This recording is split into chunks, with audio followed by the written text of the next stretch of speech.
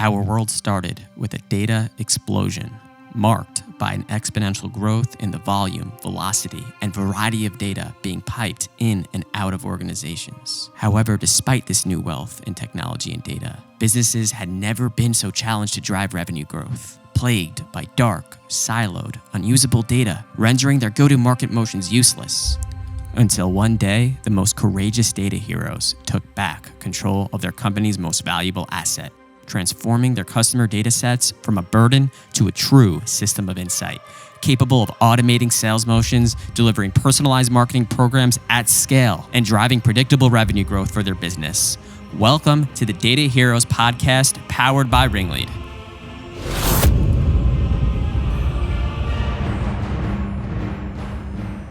Welcome, everybody, to another Talk Data to Me series. We've got an amazing guest with us today. Amanda and I have known each other for quite some time, and she's a top, marketing automation, MarTech consultant at Etumos. We are privileged to have you on the show today. So thanks for joining us. Yeah, happy to be here. Thanks. So this year, what was that, the fifth time that you have been a Marketo Champion? Yeah, that's right. Hit that big 5-year mark, 5-timer now. So very exciting. Yeah, there was like this myth that you could only be a 3-time champion. And I'm like, what? How does that happen? I see people are doing it more. So I think that's just a cop-out. No, I think they have something in place, but they kind of grandfathered that in for the older ones. So yeah. So like how many pairs of purple shoes do you have? I actually have 3 pairs, and I actually have 1 pair of red and white from Adobe. So lots of shoes. That is very cool. Yeah, they take care of their advocates. We want to kind of learn more about you first before we dive into MarTech and Marketo, and kind of understand, you're a data hero. What was your path to becoming a data hero? Yeah, so I actually started my career in sales, and that kind of turned into sales operations, managing the Salesforce instance for a startup. And as startups do, you move really quickly. And I soon picked up Marketo. And that's kind of like how I got into most of the data hero-ness, I guess. Using and leveraging data inside of Marketo. Of course, that happened in Salesforce as well, but carried over into the Marketo world. And that's how I kind of just got started into, we need to collect all this information in order to do good within our systems. Well, it's always encouraging. I've done a few of these interviews, and sales is a background that's coming up more often than not, and it's always great to know that the people in marketing have that background in sales, because it gives you both perspectives. I'm wondering though, like, if you weren't in this position you're in today, if you weren't doing marketing ops, sales ops, rev ops, what would you be doing? Oh man, I probably would be, if I wasn't in marketing ops, I'd probably be in sales ops. If I wasn't in either, I find social media pretty fascinating. Maybe I would go into like social marketing or something, social media marketing. And paid media is also pretty fascinating too. I guess completely outside of marketing. I don't know if I could have like a travel blog or something, post COVID. That's probably what I would do. Yeah, I'm interested in like this advocate world as well. I've gotten older now. People, probably don't know my age, but I always thought I was like hip and cool, and I wanted to travel the world and work from wherever. And now I think it's really possible. Like there's just advocate programs and Instagrams, and like everybody can create their own media channels. It's pretty amazing. Yeah, it's definitely the infrastructure to do it. So it's great. So, getting back to this amazing career that you have chosen, I think that it's growing. I always say that our ops leaders of today are our business leaders of tomorrow, because we're getting access to so much of how a company is actually facilitated, and can see where slight adjustments can create a lot of value. But I'm just wondering, Marketo, right? You've dedicated a lot of personal branding to this, company, and it's an amazing ecosystem. But we want to hear from you. Like, why did you decide to brand yourself around Marketo? Yeah, it's really interesting because there was like a time period of where I was doing both sales ops and marketing ops, working in Salesforce and Marketo. And it was kind of like a fork in the road where I needed to choose either Salesforce or Marketo. Like, am I going to be on the sales ops side or the marketing ops side? And what really drew me to Marketo, I think, was, I think just being able to take all the data that's in Salesforce and kind of like work the people before sales did. So I think that's what was really exciting about the marketing ops side of things. Like, how does a company work these people before it actually gets to sales? And then Marketo specifically, like that was the first marketing automation tool that I used, honestly. But I have seen, especially now in my role in consulting, I've done migrations from other tools into Marketo and Marketo to Marketo. So I've gotten a lot more exposure around other tools. But I think what's why I've kind of like given so much time to Marketo and really built my career around it is because it has been the best, I guess, more scalable, the best in the sense that you can do the most simple thing to the most complex thing that you can think of within this just one system. So I think that's what like really why I've like it's been my marketing automation platform of choice for so long. And really the community around it, like they teach you so much for free. You have all these great people to work with and collaborate with to build out those very complex, processes that you're trying to get after. Yeah, it's an amazing community. I think everything from the summits to the user groups to the community online, where just advocates are in there answering tough questions, like really complex stuff. How about when you're I love the idea about your marketing automation. The reason for Marketo, it's like, hey, we get to touch the prospects or the buyers before sales does. We get to be, the crafter of the story and the life cycle. And I kind of want to understand, and the readers or the listeners really love to kind of understand how you and your teams or what strategies you guys use to really zero in on ideal personal and account profiles. Like what's your strategy for segmenting down to the perfect account and contact? Yeah. I think my personal preference, so I've definitely dealt with a lot of different strategies being on the consulting end now, and just touching a lot more companies than I ever have before. But I think my personal preference is actually attacking it from the customer view. So taking what works, finding out what works today, right, and who your actual customer is, rather than this is the industry and like kind of breaking it down from an industry view. It's more detailed into your actual business when you look at the customers that you have today. So I think kind of like breaking that down into, of course, like demographic information, where are they located, all of that. But that firmographic data that you can get on the actual company is really useful.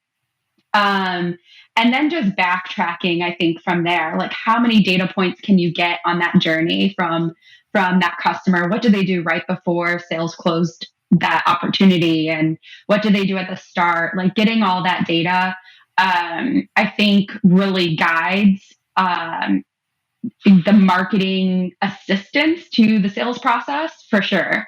Also, any enrichment data, any data that you can pull on intent or actions that are coming outside of your website, like that is gold for sure on building out your your perfect account.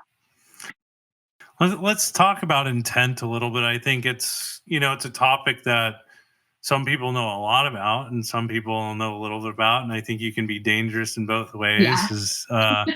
But I think one of the biggest challenges for me was when you are setting up your intent, you have topics, right?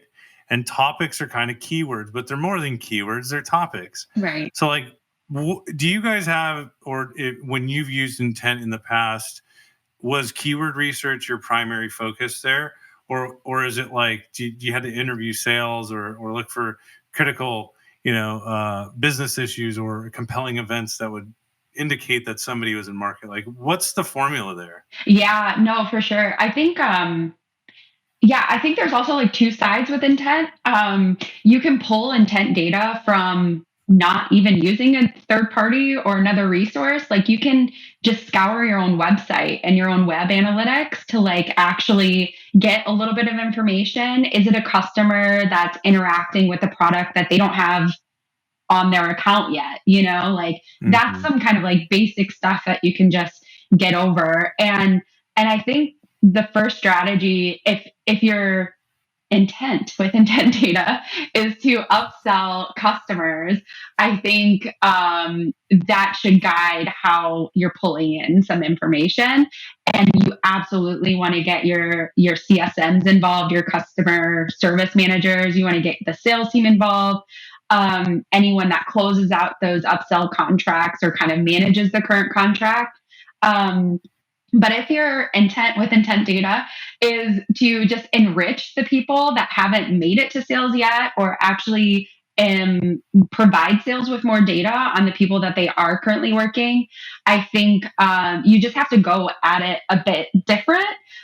You probably are going to look for those keywords, especially if you're doing it in the top of funnel, like before they actually get over to sales.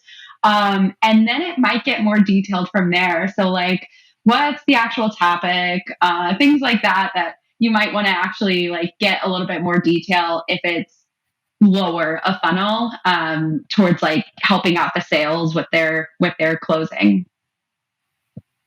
Yeah, when I talked to Bombora, they said, some of our customers even use intent to track whether their customers are at risk, because if you're 90 days out from a renewal and all of a sudden they're looking at 5 of your competitors, right, and you're showing numerous intent signals or what do they call them, clusters for your competitors all of a sudden. But I love your topic about first party intent. It's kind of aligns with the whole, hey, where does somebody sit in the life cycle and mapping that content journey. I think that's an incredibly challenging process, especially if you're coming in new at a brand. Do you have any like worksheets or go-to resources for mapping the customer journey to content? That sounds like a huge job. Yeah, it depends how detailed you want to get. But I do. There is, being at Etumos, luckily we're super collaborative. There's like a lot of like shared documentation on things, and we literally do have like a spreadsheet that I've used that categorizes your content, right? So I know that there are free tools out there that will scour your website and like pull all of the pages that you have. And then you just get the content team involved and say, hey, like, what is this page? What's the topic of this page? Like, what are the keywords attached to this page? And get that data like mapped out. It can get very detailed and takes a long time. So, but yeah, I think the more you kind of map out and whether that's, applying some JavaScript to like populate some fields that you can pull from, or renaming or adding into your URL structure on your website so you can like pull down that data on intent, like within the same company. That can all be done. You just have to do the hard work of categorizing it all and collaborating with all the other teams. Yeah, it's a fun process, but once you get done with it, it's like it's so Yeah. dialed, and you can target people or groups and speak to them in personal ways, or assist people at different stages in the funnel, like you were saying. I think that's when marketing gets really fun, is when you start to get organized. We want to kind of switch back to your sales ops background, and being that you've gotten to the position where you are as a Marketo champion today, and knowing that sometimes there can be just lack of communication, or just complete walls built between sales and marketing ops. Being someone in the Marketo world, what would you tell to the sales ops owners out there in terms of how collaboration on data and just overall strategy is key to success? hmm Yeah, I think working in my experience in marketing ops, obviously there's a lot of fields that we have to create to like populate that data, and we have to collaborate already on the very bottom level, pretty much, with sales ops to get those fields created, to pass over information. Even integrations, when you're getting a new tool, like you work with them a lot on that point of view. And I think just in those conversations, reiterating the reason why you're doing something, like why that field exists, why you need that created, what you're going to populate it with, how you're going to use it, I think inspires the sales ops team to like start doing um, similar things, or, oh, I can build this workflow off of that being populated, or I can pull down the data, from that tool and do this in Salesforce. And I think um, that then sparks more communication feedback, like, oh, if you do this, then I'm going to do this. And then you're all of a sudden just like working together in a more cohesive area. So instead of just like creating a ticket saying, I need this new field, having a conversation explaining why you're creating a new field, what you're using it for, I think just makes the communication effortless. Like people want to be part of that conversation and kind of explain what they're doing as well. And it just makes for better use of the data that you're actually getting, because you're leveraging it from both sides, sales ops and marketing ops. Absolutely. One of the biggest challenges I see is like so much segmentation gets done in Marketo, right? And that segmentation is in most cases not written into the records and synced across to Mhm. Salesforce, right? So like one of those challenges I'm seeing for companies is like, how do they get how do you get segments that are being used in marketing used in sales as well? Like have you figured out a way to you know get those teams synchronized on the segments that they're using in their outreach? Yeah, and that's a really good question. I think I've come close to this before. But yeah, I think it's hard. It's hard to know how they can find that stuff useful.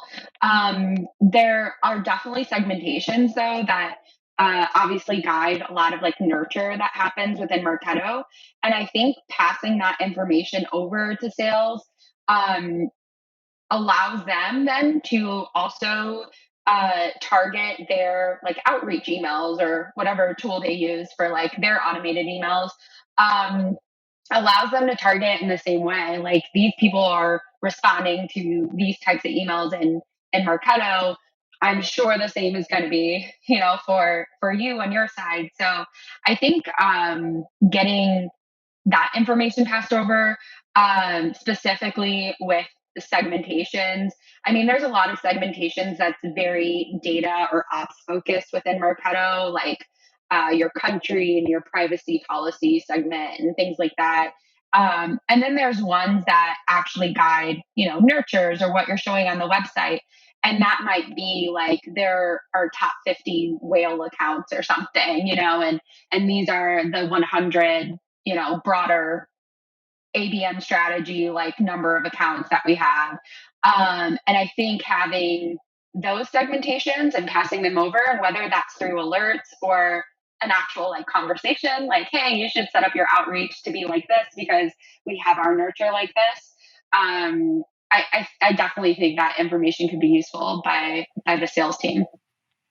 Yeah, I mean, when I explain, this is my next question. I'll get to in a moment, but I think a lot of ops pros have a general understanding that data and solving data challenges is like key to success. However, like getting other people to buy into the fact that they need to address data, like sales or marketing leadership, they know they need to, but it's not like on the top of their priority. Like, no, we're implementing a new CPQ, right? It's one of those things where getting other people to notice about data, it can be a little bit challenging. So, for you, if you were to help a listener, say, to go approach their head of operations or revenue or CMO with and ask to go solve dirty data challenges like, duplicates or, Mhm. enrichment, whatever it is, what are the levers do you think that need to be pulled to tie it back to business challenges and less away from data? Yeah, no, that's a really good point. I think uh, I think first, finding what they actually care about. So I think if your company or organization is very product structured, like GTM structured, I think being able to prove out like we have this much of our database that doesn't fall into one of those products, like we could be leveraging this many like people to actually assign them a product that they should kind of go into and we should nurture them on and things like that. Um, some CMOs, are very event heavy. Like they have their teams kind of structured around their outreach, priorities. So like of course now with the pandemic, it's mostly webinars. And videos and things like that. And I think if you're able to show like this is how much of our database, like these are the results that we're getting from webinars, and if we had more data on this sizable audience or something that you have in your database, so we can pinpoint and match them up and invite them to webinars and send out videos that go with the other audiences that we have, then we can get more traction and actually get them engaging more. I find that every company is going to have their initiatives at that moment of time, and I think just aligning what you don't have to that initiative is going to help out. So if that's your new CPQ, whatever, like your new whatever that initiative is to actually get to that goal, I think that's how you just align it up and then say, I can get this many webinar attendees for your goal of like increasing webinar engagement, if I had more information on this big database. So I think that's a good way to always do it. Yeah, I think it's solid. You brought up two good points. One is, data's fluid, so you could basically link it to any problem like Yeah. CPQ. You're going to have, maybe you need to structure the 1,000 product SKUs into 10 because they've been created over 15 years and they all mean the same thing, right? Right. There's definitely things that can be tied to just about any project. And then the other was, wow, if you think about sales and marketing, going back to the segment question, if really all sales and marketing is at the beginning before it starts getting skilled, is building a list, right? It's like, do you guys have the same segments, and are you maximizing the number of participants within those Right. segments so that your webinar campaigns can hit everyone in that total addressable market, and you can increase your response by 300% or whatever it is? Yeah. So those are great points. So let's switch gears a little bit again. There's a lot of stuff that Adobe comes out with now, and Marketo's always, Adobe, Marketo, they're always releasing new features, functionalities, and it's kind of hard to keep up with, like what us, what we should all be paying attention to in the current state. And I'm just wondering if there are like two or three things that, just tips or tricks or new release items or things that we should be on the lookout for that you just think are just game changers. Yeah. Oh man, yeah, there's gonna be a lot.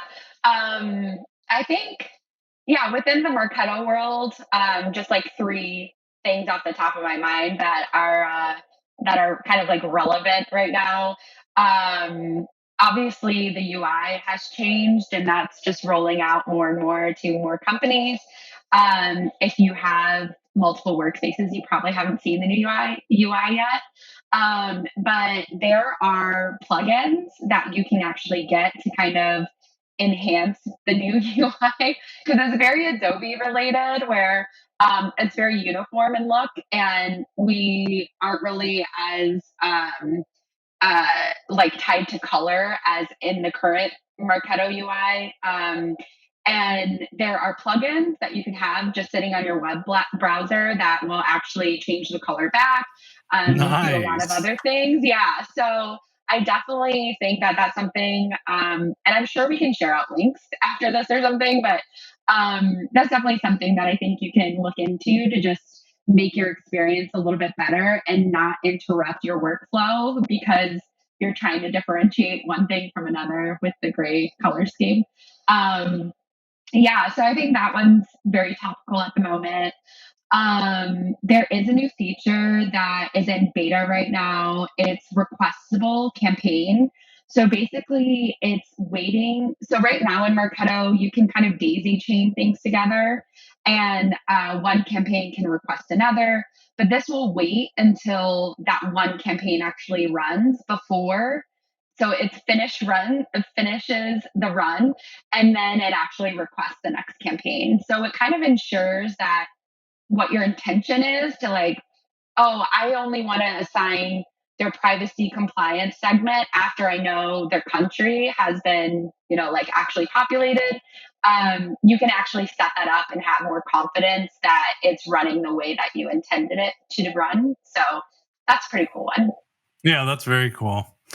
Yeah, no, we were lucky enough to get to work with Elliot Lowe, and Yeah. he helps us manage our Marketo. And I'm just so amazed by the complexity and the layering of the tool. And if there's like so much you have to be so good at this tool to make it really work. So if you were new in Marketo, and a lot of us are, or the listeners, and they want to know where they should focus, how they can create the most value and attach themselves to like the biggest projects or the most useful things that are going to get recognized, what would you give them the advice to kind of attach on to and become part of a mission critical operation? Yeah, I think life cycle for sure. I think mastering life cycle, uh, it just provides you with the fundamentals to actually prove out what you're doing is working. So mastering that life cycle, making sure that the definitions with MQL, like sales approved, everyone approves your definitions of these different stages in the funnel. Um, because that's going to provide you with data to actually prove out like that webinar did this. We got this many people that hit MQL that were attached to that webinar or attached to that nurture. And that really, I think, speaks like it gives your leadership something to speak to, like these things are doing well. We want campaigns team to like execute more webinars, or we want them to execute more blogs, like whatever is actually working. I think having that is awesome. And then adding in, I think a lot of companies kind of stop at the customer level with their life cycle.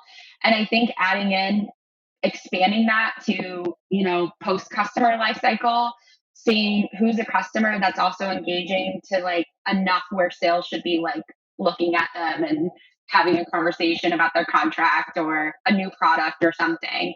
Um, Taking care of like that funnel all the way through, I think it's the best thing that you can just focus on when you're new to Marketo, because it's going to give you the foundation to prove anything you really want to prove. So Yeah, I love the post cycle or the post customer kind of automation. And I think it's very neglected if you looked across orgs where, if somebody purchases, they're most likely to purchase again within the next 90 days if they're having an experience. So being able to use that, first party intent and automate even an alert. I mean, how Yeah, great of an yeah. idea is that? Automate an alert to a new customer using your foundational product when they're on your website checking out additional products and spending a little time there. I just think that is such great advice. And there's another topic though is this the CDP, right? We all know MDM and data lakes and all this.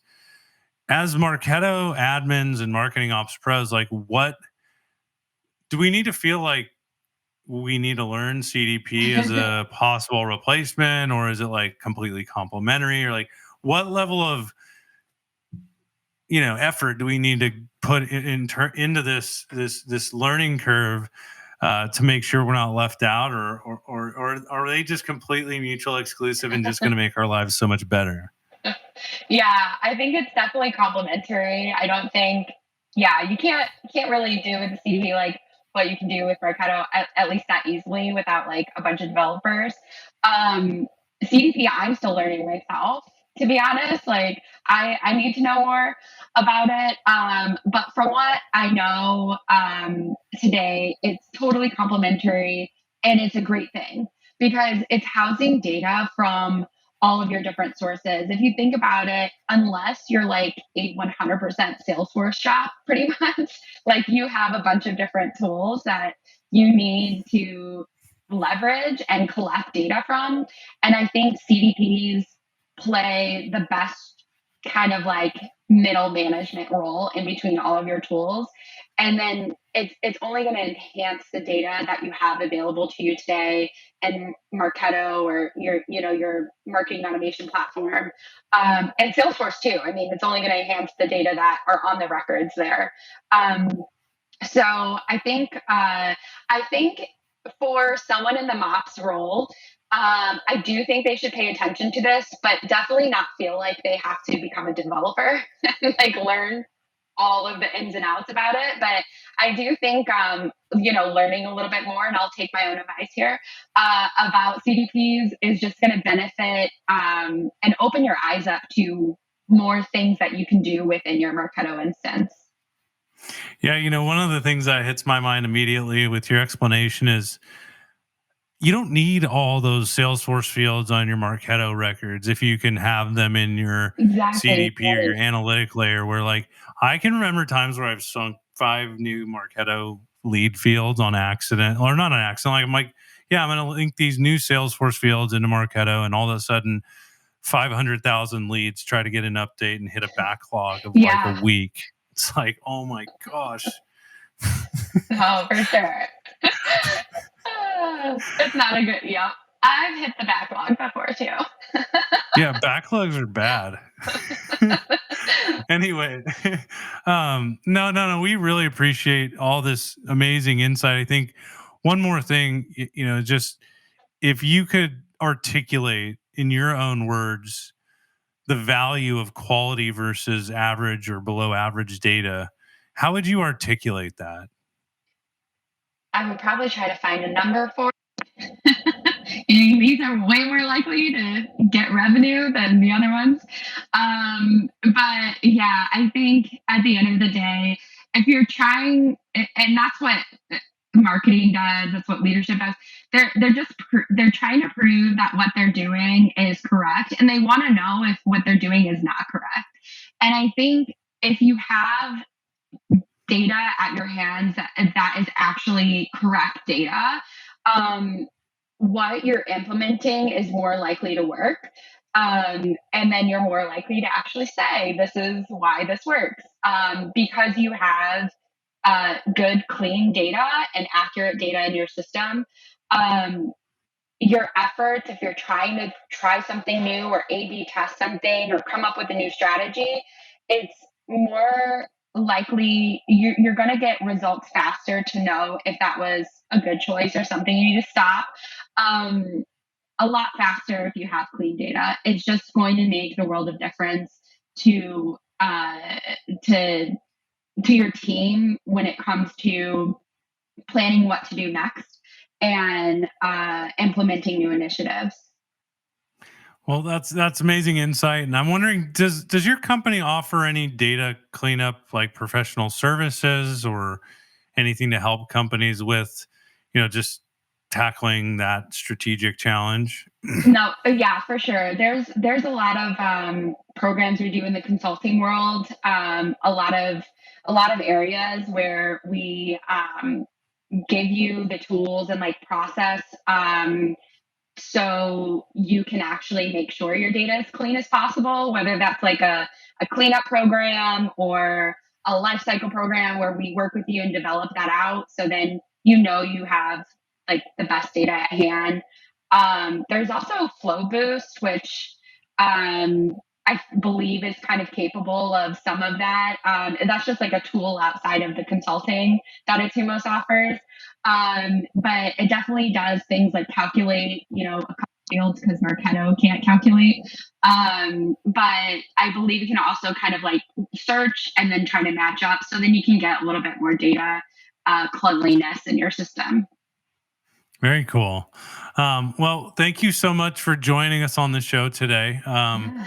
I'm sure the listeners enjoy it, and we enjoyed having you as well. And hopefully you'll come on to the show again in the near Yeah, future. I hope so. It was fun. Thanks for having me. Absolutely, we had a blast. Talk to you soon. All right. Bye bye.